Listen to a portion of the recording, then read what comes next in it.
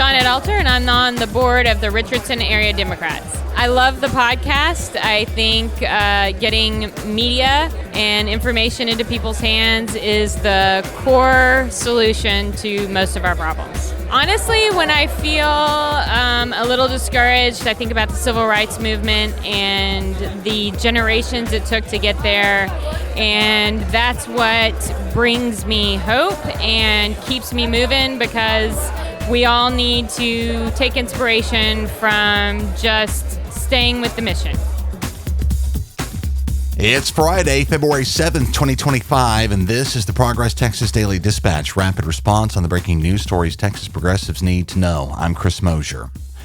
Some degree of pushback and perhaps a bit of weariness of the drama on the part of Donald Trump may be building against Elon Musk's reckless and unlawful charge against federal institutions, but how much damage has already been done? Scott Paludic at Slate writes that lawsuits seeking to slow Musk's roll are finally starting to make some progress, one looking to shut down a new email server installed by Musk and his cronies to send threatening emails to federal workers. The lawsuit says the server was put in place far outside normal and critical security protocols by, quote, unknown individuals, rendering vast troves of sensitive data exposed and unsecure. The lawsuit reads in part that Musk's team of hackers, quote, literally walked into our building and plugged in an email server to our network to make it appear that emails were coming from the Office of Personnel Management, unquote. Understand that. In his zeal to appear official and legit as he attempts to bulldoze this federal department, Elon Musk has opened a major privacy security breach that may have already been exploited by just about anybody out there, really. A disregard for the actual real people involved here that mirrors Musk's apparent disdain for his own workers at Tesla and SpaceX. More damage done to actual real people here. Victor Tangerman at Futurism.com writes on the cancellation of human trials for a promising new vaccine against HIV that has resulted from Elon Musk's disruption of the U.S. Agency for International Development. Researchers across 8 African countries were set to launch a phase 1 clinical trial of 2 experimental HIV vaccines soon. But now that foreign aid funding has officially been frozen for at least 3 months with Musk's attack on USAID, the trial is now indefinitely on hold and may not happen anytime soon. As South African Medical Research Council Chief Scientific Officer Glenda Gray puts it, quote, it would be unethical to start a study that you can't guarantee you can continue, unquote. And that's just the tip of the iceberg of future human suffering that may have already been triggered here. USAID's efforts to mitigate malaria have also been frozen, leading to the firing of that program's senior community health advisor, Ann Lynn, one of many staffers who have built their entire careers around that effort. Lynn says, quote, I have never been more stunned by anything in my life. I don't know how anyone could possibly justify that, the cruelty and the waste of it all, unquote. One anonymous USAID official says that no matter what happens today or in the future, Elon Musk has already needlessly sentenced thousands, if not hundreds of thousands, of people to suffer and to die. Senior Texas U.S. Senator John Cornyn, up for re-election in 2026, is as all aboard the Elon Musk train as he is the Trump train, evidenced by that post from yesterday taunting protesters at his Austin office on Facebook, still being up this morning. KGNS-TV in South Texas says Cornyn is on a quest to confirm all of Donald Trump's nominees, even the craziest, including the wild-eyed Kash Patel. And he dismisses growing concerns about Elon Musk's rampage through the federal government's sensitive financial information systems as hysteria. This time next year, we'll be in the thick of the election season for Senator John Cornyn's seat in D.C. It's time to start talking now about who that opponent's going to be and the strategy. Let us know your ideas. Not to harp too much on Elon Musk this morning, but real quick, a pattern that emerges with billionaires and their expensive, ambitious projects. Sometimes it's easier just to refuse to pay your bills when you're in those shoes, as Donald Trump is notorious for. Andrea Guzman at the Houston Chronicle says Musk's SpaceX is in deep debt to its creditors, way overdue on bills from builders and suppliers for work done in South and Central Texas, leading to dozens of outstanding liens that have been piling up since at least 2019. More than 24 companies have filed 72 liens against SpaceX, 41 of which were filed this year, adding up to more than $2.5 million due in payments. The company continues building in the Boca Chica area, but it may be running out of contractors willing to take the risk of getting paid. One who's been burned over his work done for the world's richest man tells the Cron that if SpaceX called today, quote, I'd tell them to fuck off, unquote. Bill Ziebel at KERA in Dallas says Attorney General Ken Paxton is still finding time to pick on trans people, a punching bag Republicans have clearly found to be fruitful with their base. Paxton wants both the Dallas and Irving ISDs to turn over their policies related to a state law on transgender athletes in public schools amid allegations the districts are allowing, quote, boys to compete in girls' sports, unquote.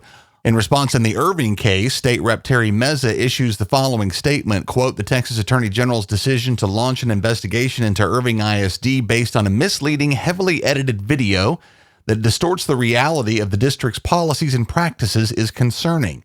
This attack not only undermines the integrity of public education, but also places undue scrutiny on educators following state and federal guidelines to ensure all students are treated with dignity and respect.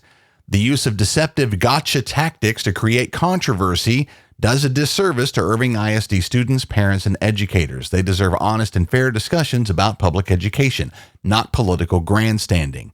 The issue involving Irving ISD has been resolved. They should be focused on real issues impacting Texas families, not chasing sensationalized narratives designed to divide communities. I stand with Irving ISD, unquote, Representative Terry Meza.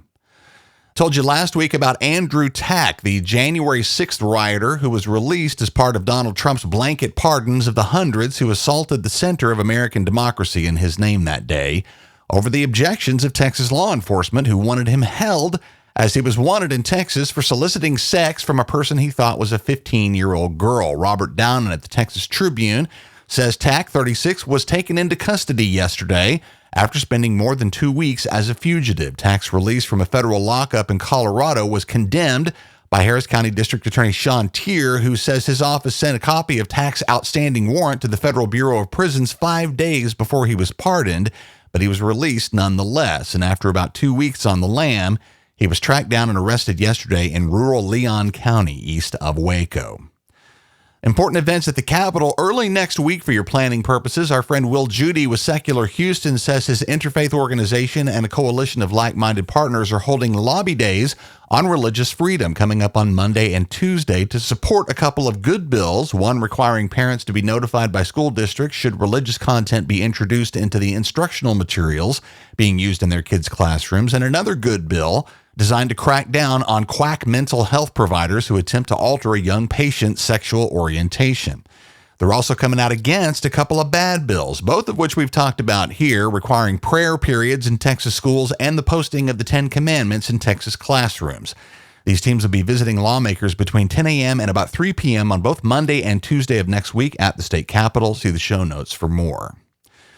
With the Super Bowl coming up on Sunday and the Kansas City Chiefs, once again, one of the featured teams, we got to get this last one in here. Timothy Ham at Athlon Sports writes that former and very brief, I might add, Texas Tech football coach and current Alabama U.S. Senator Tommy Tuberville went on the Megyn Kelly show this week, during which he gushed about his deep recruiting relationship with former Texas Tech and current Kansas City quarterback Patrick Mahomes, telling Kelly, quote, as a coach, you start recruiting and working with players years before they get to college.